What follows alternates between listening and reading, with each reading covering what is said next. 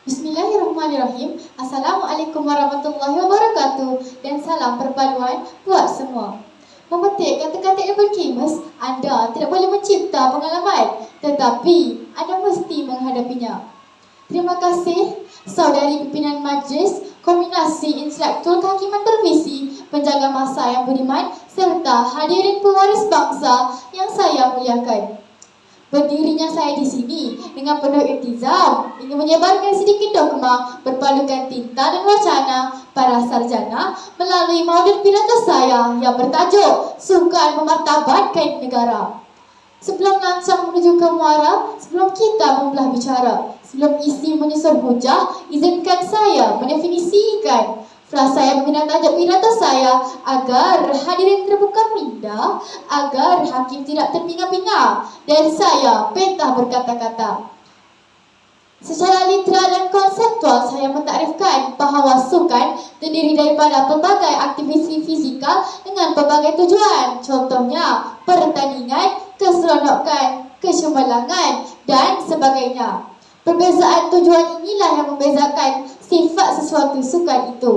Misalnya, berjalan kaki secara bersendirian di hadapan ribuan penonton juga dikira sebagai sukan. Tetapi, berjalan bersendirian di taman ataupun di kawasan sekeliling dikenali sebagai aktiviti rekreasi.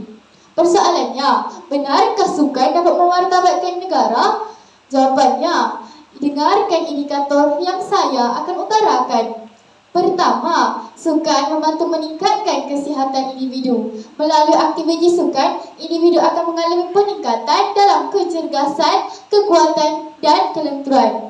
Dengan sukan, ia dapat mengurangkan risiko penyakit seperti obesiti, diabetes dan penyakit jantung.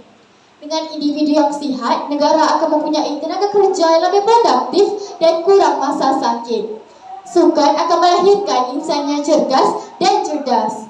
Aktiviti sukan melibatkan pergerakan anggota badan, senaman menguatkan sendi-sendi dan otot-otot tubuh. Lemak yang termendap dalam badan dapat digunakan untuk menjana tenaga. Hadirin sekalian, indikator saya yang kedua, sukan boleh mewujudkan peluang pekerjaan dan perniagaan. Kemajuan sukan akan meningkatkan permintaan terhadap peralatan sukan. Oleh itu, bidang pembuatan dan pengeluaran alat-alat sukan secara komersial berkembang pesat. Misalnya, untuk membina stadium, kolam renang bertaraf antarabangsa dan sebagainya. Peluang perniagaan terbuka luas kepada kontraktor dan pembekal bahan binaan. Peluang-peluang pekerjaan juga diwujudkan. Hal ini bermakna industri sukan bukan sahaja menyumbang pendapatan negara, tetapi juga menjamin peluang baharu bagi rakyat mencari kerjaya yang sesuai. Hadirin yang hadirat yang dikasihi sekalian, indikator saya yang ketiga, sukan juga dapat memupuk perpaduan dalam kalangan masyarakat pelbagai kaum. Sebelum sesuatu pertandingan, para atlet dan pemain akan berkumpul di kem latihan. Di situlah mereka tinggal, makan, berehat dan berlatih bersama-sama. Pergaulan dan interaksi atlet pelbagai kaum akan melahirkan persefahaman yang erat. Ketika pertandingan atau permainan berlangsung, mereka akan bersatu hati saling membantu untuk menjayakan misi negara. Rakyat jelata sebagai penyokong sukan dan peminat sukan juga membantu perpaduan negara.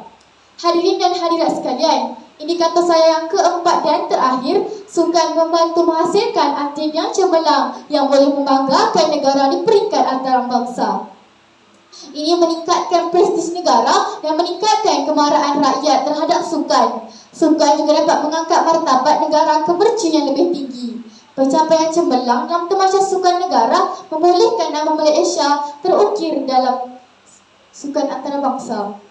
Ada lagi, kita saksikan kejuaraan Malaysia di peringkat dunia. Malaysia muncul lagi sebagai juara dunia pada kejohanan dodgeball dunia 2022 di Edmonton, Kanada. Syabas Malaysia, hebat bukan?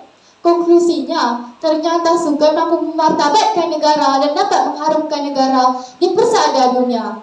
Ayo, kita bangun, kita suburkan dalam diri semangat sukan untuk memartabatkan sukan negara kita.